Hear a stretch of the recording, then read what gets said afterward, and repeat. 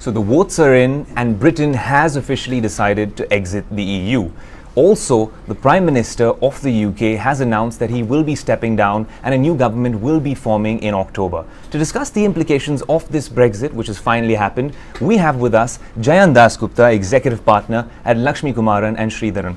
Mr. Dasgupta, thank you so much for joining us on Bloomberg Quint. I'd like to start by asking you, sir, now that this divorce is official, how long will these proceedings go on for? Under Article 50 of the Treaty of European Union, which is known as the Lisbon Treaty, 2 years from the date of announcement of the breakup. So it is upon the British government to decide when they want to announce it. From that date, it will be 2 years, within which the negotiations will have to conclude. Of course, there is a provision that it could be extended with the concurrence of both the sides, that is the European Council and the government of the UK. Also, sir, it's important because London and the UK are viewed as a very attractive investment destination. And of course, the world views, London as a gateway to Europe as well. It's a single market of 500 million people. How do you think that whole perception changes now with this Brexit? There are two aspects to this. One is that investments in manufacturing were going out of India and getting into the UK. The most important ones being Tata Motors, Chorus, that is Tata Steel, etc. Now, that was premised on the fact that the rest of the EU market would be available at zero tariff. And if and when the UK goes out, that would no longer be available. It would depend on the kind of arrangement that the EU works out with the UK. And there is a possibility that the UK could still enjoy that kind of access, because there are other countries which also have that kind of access without being part of the European Union. So it remains to be seen what happens in the next 2 years after this announcement is made by the government of the UK. If the UK continues to have zero duty access, then it would still be an attractive destination for Indian investments into the UK. On services, of course, a lot of investments have also been made by Indian companies. And one of the attractions was easy travel within the European Union. Now that would, of course, come under some kind of a problem, and it would not be as easy as before. So we see that for services investments, it may not be as attractive as before. Right, Mr. Dasgupta. Also, of course, the UK has a tough task really cut out for them because they have to renegotiate with Brussels. They also have to renegotiate a number of treaties with other trade partners. But when it comes to India, how does it work in terms of negotiating and renegotiating deals with the UK and then the EU?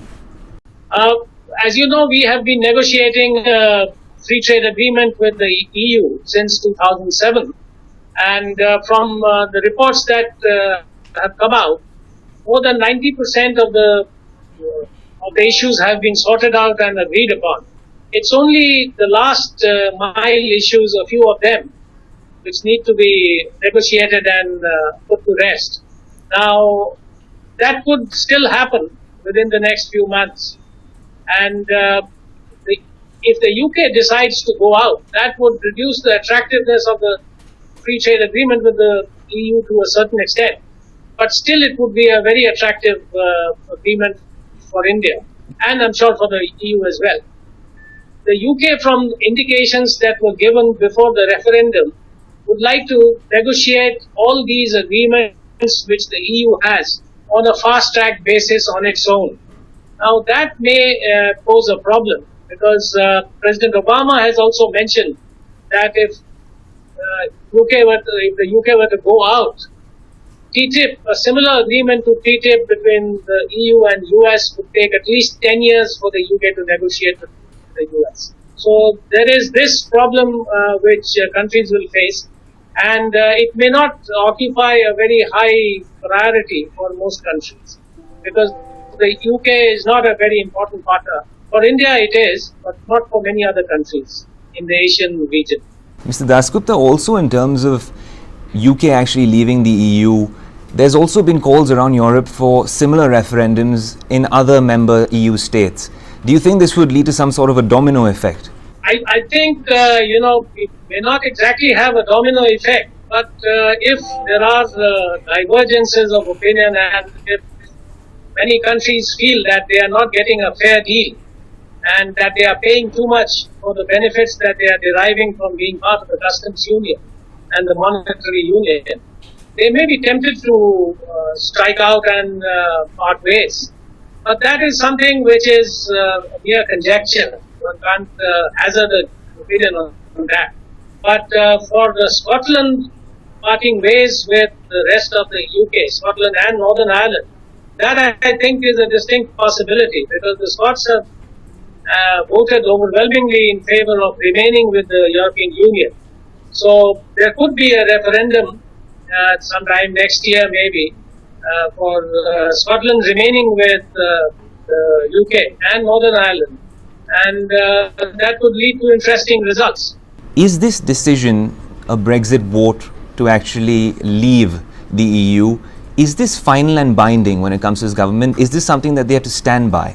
Legally speaking, it is still incumbent upon Parliament to ratify the referendum, but it would be overwhelmingly, a moral issue not to do so. And I think the compulsion would be for Parliament to accept the people's mandate, because it had been announced well in advance, and this was one of the things which had been promised in 2013 by the Tories when they faced the election. So going back begging, I don't think would be on the cards. So it's almost certain that Parliament would ratify it. All right, Mr. Dasgupta, thank you so much for joining us on Bloomberg Quint. Thank you.